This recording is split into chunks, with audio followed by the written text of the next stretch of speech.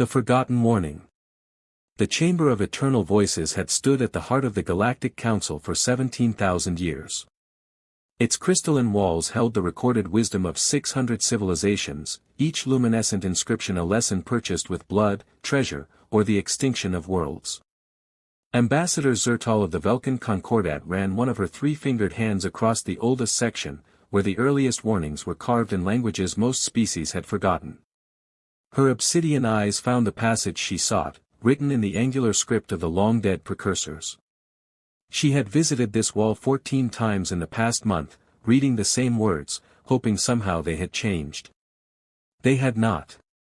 In the cycles to come, you will encounter the ones who call themselves human. They will offer friendship, knowledge, trade, and peace.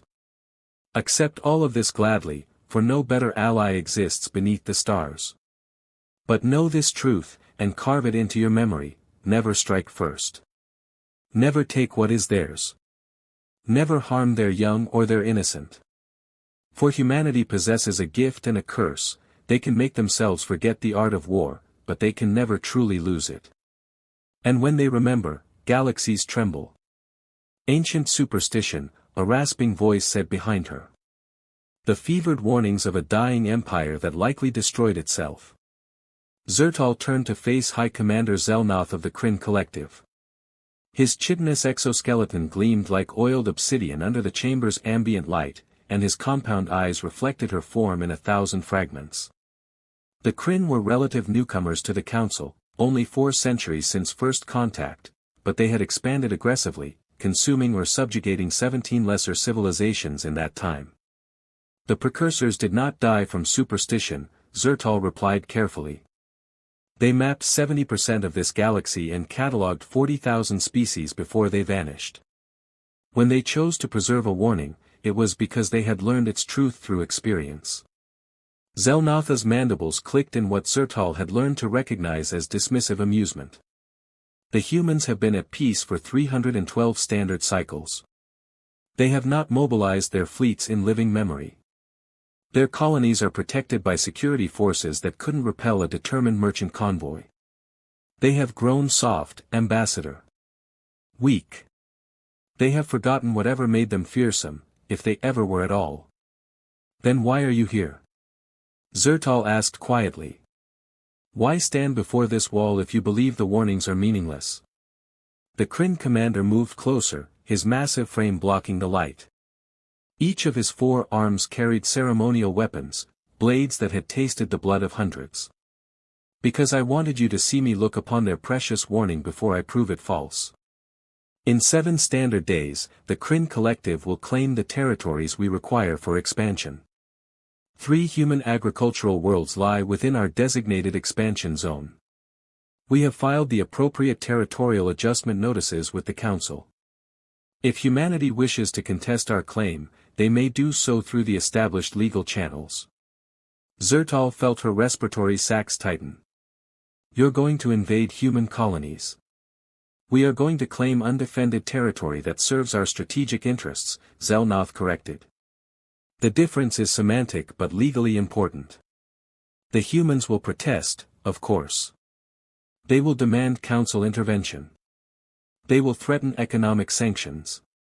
And then, when they realize the galaxy will not go to war over 3 farming worlds, they will negotiate. We will be generous, we will offer relocation assistance and financial compensation. The humans will accept because they have no other choice. They are diplomats and traders now, Ambassador. Whatever warriors they once were have been buried beneath centuries of comfortable peace. You don't understand, Zertal whispered. When the Velkins first encountered humanity, we made a similar mistake. We seized one of their survey ships, believing it was a primitive vessel we could study.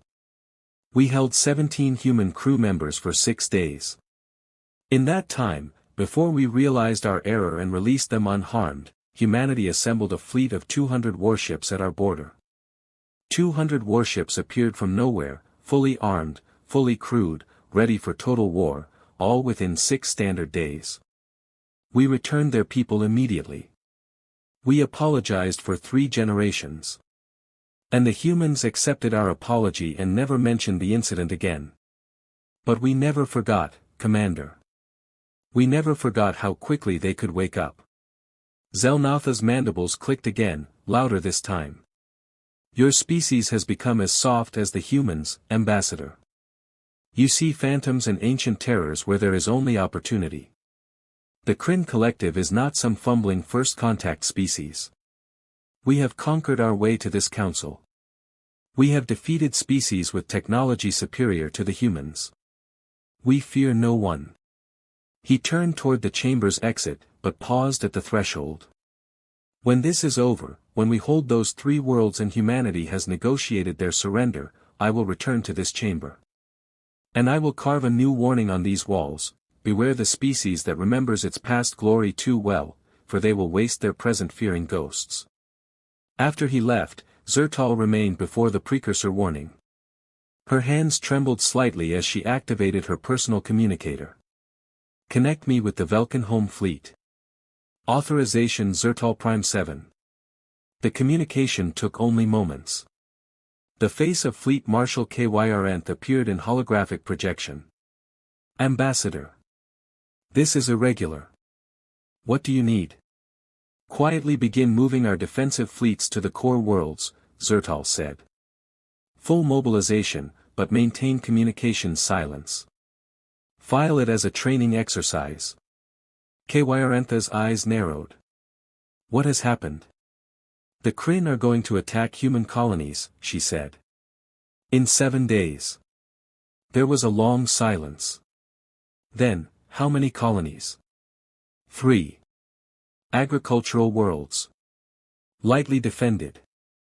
Another pause, longer this time. May the stars have mercy on them, Kyrnth whispered. May the stars have mercy on us all. 14 light-years from the Kryn home fleet. Captain Sarah Chen stood on the observation deck of Diplomatic Station Horizon, watching the stars turn slowly beyond the viewport. She had held this posting for 6 years, a quiet assignment perfect for the twilight of a distinguished career. After 40 years of service, including 2 decades on active fleet duty, she had earned this peace. Her communicator chimed. Captain Chen, you have a priority encrypted transmission from Earth Central Command. Sarah's pulse quickened. She hadn't received a priority transmission in 9 years. Put it through to my private office. Maximum security protocols. 3 minutes later, she sat before her terminal, staring at orders she had never expected to see again. The authentication codes were correct. These came directly from the Joint Command Council on Earth. The message was brief. Priority Alpha 1. Operation status, Rising Dawn. Captain Chen, Sarah M., reactivated to active combat status effective immediately. Report to Assembly Point Tau 7 within 48 hours. All diplomatic functions suspended. Prepare for extended deployment. Authorization, Secretary General Thompson. Verification, Omega 7. Sarah read the message 3 times. Then she checked the authentication codes again. They were legitimate. She pulled up her classified database and searched for Operation Rising Dawn. The file was restricted to command-level clearance, which she technically still held from her days as a carrier group commander. What she found made her blood run cold. Operation Rising Dawn was one of 17 dormant military protocols that humanity had maintained since the end of the last major conflict 3 centuries ago. It was designed for one purpose: full species mobilization in response to an existential threat. But who had threatened humanity? There had been no news, no warnings, no diplomatic incidents. She accessed the general news feeds and found nothing unusual. Trade disputes, cultural exchanges, scientific conferences, the normal peaceful interactions that had defined human galactic relations for generations. Her door chimed. Captain, I have Commander Rodriguez here. He says it's urgent. Send him in. Commander Miguel Rodriguez entered, his face grave. He was holding his own communicator. You got the orders too? You're being reactivated? Sarah asked. Everyone is, Miguel said quietly. Every officer on reserve status. Every soldier who completed service in the last 30 years. Every ship in mothball status. Sarah, they're activating the Eden Protocol. Sarah felt her hands go numb. The Eden Protocol was the most comprehensive military mobilization plan humanity had ever designed. It involved converting civilian shipyards to military production, activating every defensive installation humanity had ever built, and mobilizing every human who had any military training. It was designed for total war. What happened? She whispered. Miguel looked at his communicator. I don't know. The orders don't say. But I pulled shipping data from the public networks. Every military transport humanity owns is moving. Supply chains are being redirected. Our deep space monitoring stations have gone dark, not offline, just silent. And Sarah. He paused. 3 hours ago, every human diplomatic mission in the galaxy transmitted the same message to their host governments: update your embassy insurance policies. It was an old joke among human diplomats, something they said when tensions were rising. But when it was transmitted officially, it had one meaning: get your people away from us, because we're about to do something terrible. Sarah pulled up her star charts and began calculating vectors to assembly point Tau 7. It was in the Kepler sector, a region with dozens of uninhabited systems. Perfect for gathering a fleet without being observed. How long until you ship out? Miguel asked. 48 hours, Sarah replied. You. Same. Sarah, whatever happened, it's already over. These orders were issued yesterday, but held in encryption until now.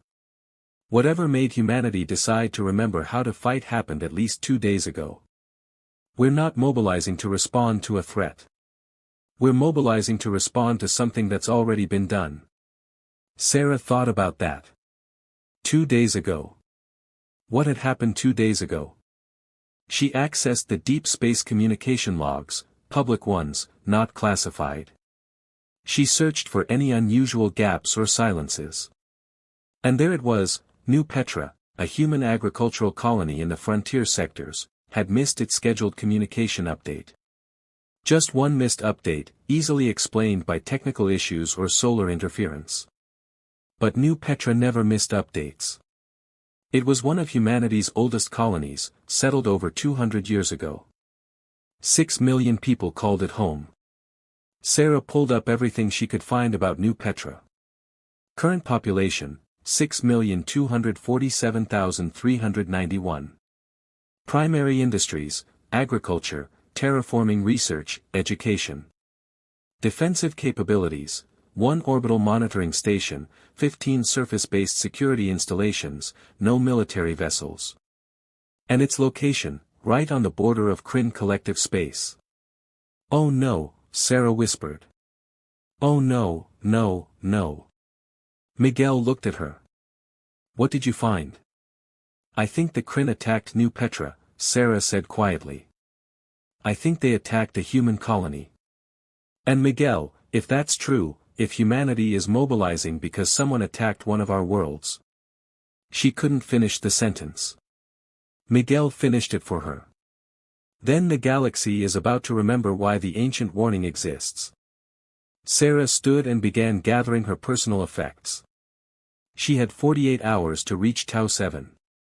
Somewhere out there, the greatest military force ever assembled by a single species was waking from 3 centuries of sleep.